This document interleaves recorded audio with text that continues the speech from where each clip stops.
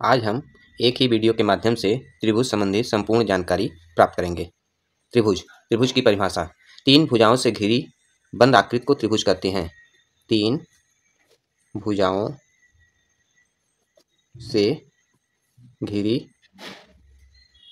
बंद आकृति को त्रिभुज कहते हैं। त्रिभुज के अंग। सबसे पहले भुजा। त्रिभुज की भुजा। तीनों सरल रेखाएं जिससे यह त्रिभुज निर्मित होता है त्रिभुज की भुजाएं कहलाती हैं।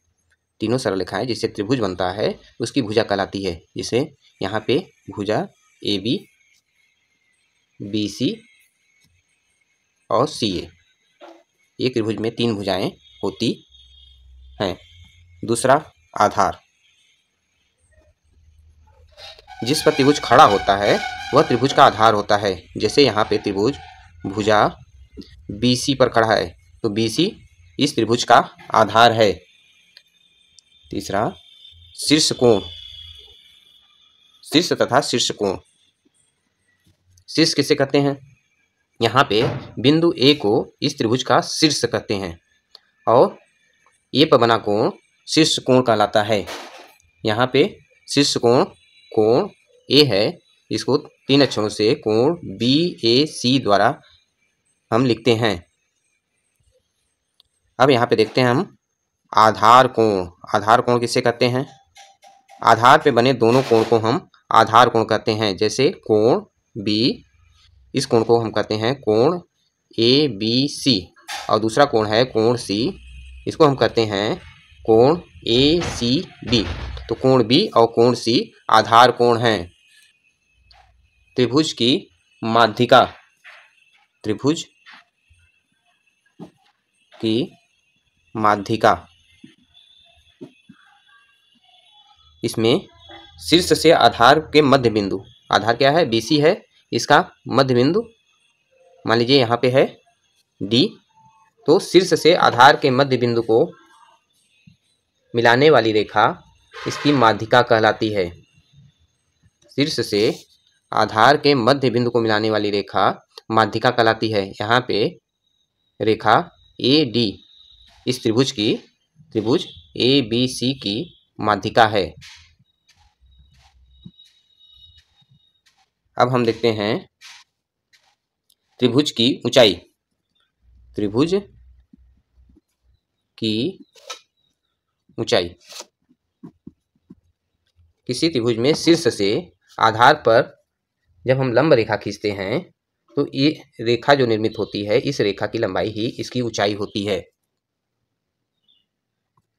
जैसे यहाँ पे BC पर एक लंब रेखा AE खींचा गया, यही रेखा AE त्रिभुज ABC की ऊंचाई है।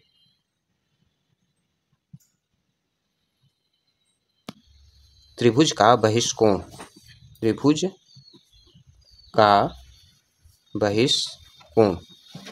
हम इसमें त्रिभुज के किसी एक भुजा को बाहर की तरफ आगे जब बढ़ाते हैं तो दूसरी भुजा से संलग्न बाहर की तरफ जो कोण बनता है यह इसका बहिष्कोण कहलाता है। तो यहाँ पे कोण ACD यह त्रिभुज ABC का बहिष्कोण है।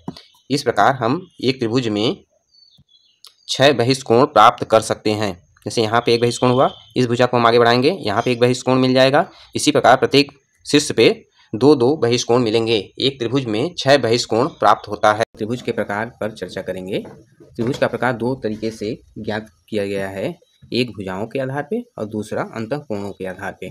भुजाओं के आधार पर त्रिभुज 3 प्रकार के होते हैं। पहला, समबाहु त्रिभुज। समबाहु त्रिभुज। समबाहु त्रिभुज में सभी भुजाएं बराबर होती हैं। समबाहु त्रिभुज ऐसा त्रिभुज है जिसकी सभी भुजाएं बराबर होंगी। ये ABC, तो समबाहु त्रिभुज में AB बराबर BC बराबर AC। दूसरा त्रिभुज है भुजाओं के आधार पे समद्विबाहु त्रिभुज। समद्विबाहु त्रिभुज।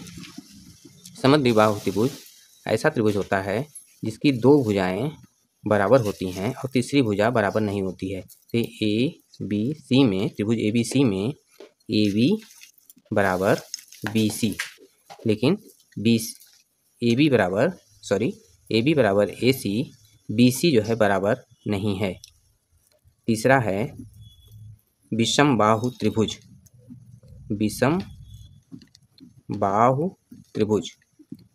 त्रिभुज जिसकी कोई भी भुजा एक दूसरे से बराबर न हो उसको विषम बाहु त्रिभुज कहते हैं। जैसे त्रिभुज ए बी सी में ए बी बराबर नहीं है बी सी के, ये भी बराबर नहीं है ए सी के।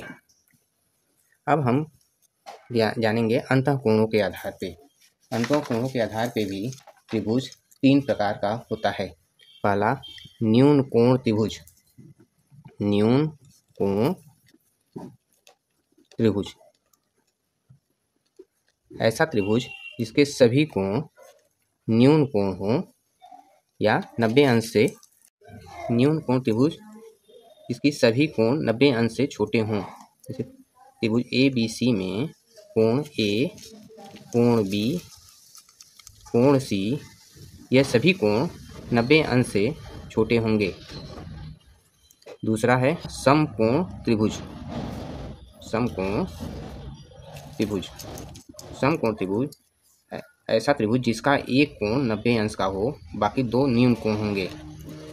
त्रिभुज ए बी सी में कोण बी यह 90 अंश का होगा, कोण ए और कोण सी यह 90 अंश से, कोण ए और कोण सी यह 90 अंश से छोटे होंगे।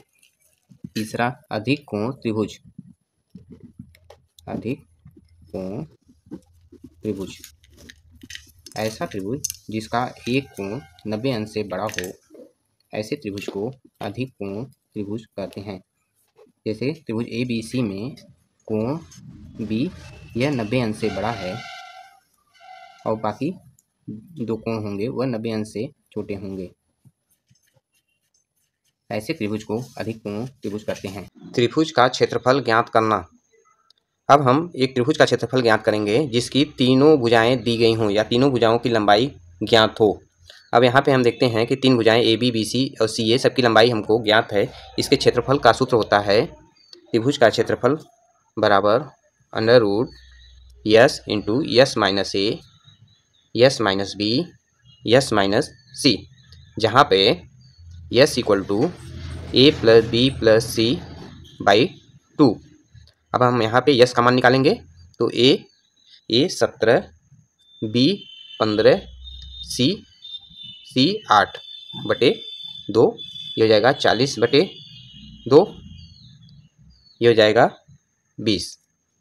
अब हम त्रिभुज का क्षेत्रफल निकालेंगे अंडर रूट यस 20 माइनस ए 17, 20 माइनस 15, 20 माइनस 8, ये हो जाएगा कणी में 20 गुणे यहाँ पे 3, यहाँ पे 5, 20 में से 15 गए 5, 20 में से 8 गए 12। जब हम गुणा करेंगे तो हमको प्राप्त होगा कणी में 3000।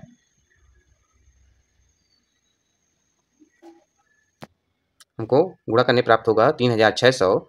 जब हम इसका वर्गमूल प्राप्त करेंगे तो हमको 60 प्राप्त होगा। इस तरह त्रिभुज का क्षेत्रफल हमको 60 मिला।